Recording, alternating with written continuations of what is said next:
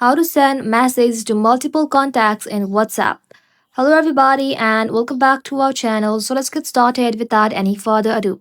For that, you want to go ahead and open the WhatsApp application in your mobile device.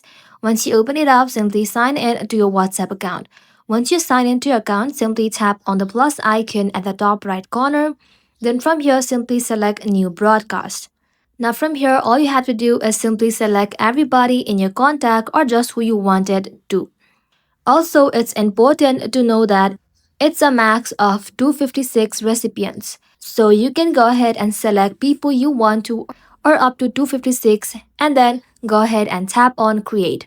Once you have created it, simply type in the message that you would like to send.